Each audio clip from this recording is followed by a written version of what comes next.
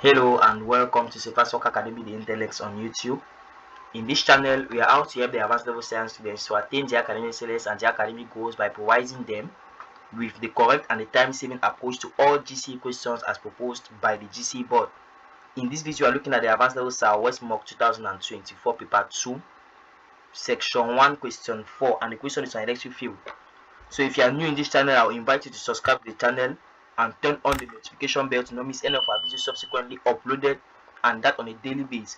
And now if you are just discovering this channel, I will invite you to also subscribe, because subscribe will also permit you to see other of our videos that has already been uploaded. So the question reads, the A part of the question, they said state Coulomb's law. Now the Coulomb's law simply states that the electrostatic force of attraction or repulsion,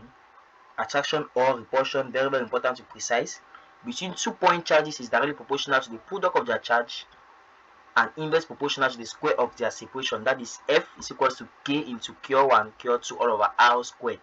So you are seeing here that F is directly proportional to Q1 Q2 and inverse proportional to R squared. It means that our K will be the constant of proportionality, which is the Coulomb's constant, and it has a value.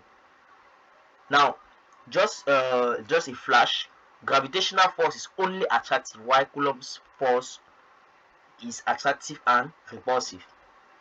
Now the B part of the question says two particles A and B of charges Q1 equals to positive 2.0 microcoulomb and Q2 is equal to positive 5.0 microcoulomb, and of mass 4 grams and 9 grams respectively, are placed inside a frictionless tube as shown in figure 3. So this is the frictionless tube here.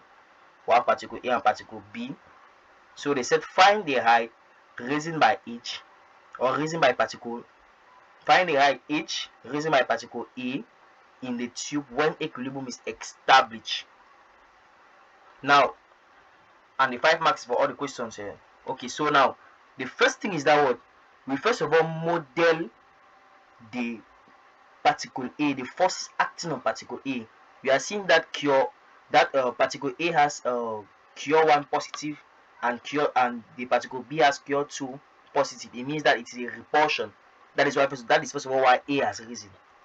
So if A is risen, it means that the electric force is acting upward, and if it is rising up, it means that what it should have a weight or a gravitational force that is acting downward. So representing it, we have for particle A, we have our body A here, and then we have the gravitational force. Look at the arrow well. It is from the center of mass of particle A, or of the object, to the downer part. Now the electric force, you can put it here, Fe. So now at equilibrium, and now just to precise, B is not having any gravitational force because B is at the bottom of the tube. There is no gravitational force there. Okay, so now to find the height H, you see that what at equilibrium, the gravitational force will be equal to the electric force, and the gravitational force is simply the gravitational force of A. So you imply that MAG, because gravitational force is the weight, MAG is equal to K, this is the Coulomb's force here, or the electric force, and the electric force also the Coulomb's force here. So we are finding H squared, or we are finding H. So first of all, make H squared the subject of the formula, or you can make H directly. But remember that it is more advisable to have for the expression before the numerical application, because when you write it like this and directly start putting numbers, it will confuse you. So after we have what H squared is equal to K into Q1 Q2 all over mg. What about MAG? You just cross multiply. So it means that our H will be equal to the square root of K. You can look at the Coulomb's constant in your formula booklet. 9.0 times 10 to the power 9 into Q1. Q1 is 2.0 microcoulomb. That is why I put here times 10 to the power negative 6. The same to Q2. It is a microcoulomb times 10 to the power negative 6. Divided by MA. MA here is in grams. Now, many people are confusing the unit and the SI unit.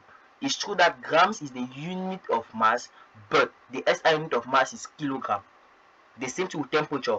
Degree Celsius is a unit of temperature, but the SI unit of temperature is in Kelvin. Now, that was an important remark. So we have 4 grams, which is 4 times 10 to the power negative 3, then times G, which is acceleration due to gravity, and is 9.0 or 9.8, sorry. So punch it properly on your calculator. We'll get that H is equals to 1.5 meter. So guys, that's the end of our video.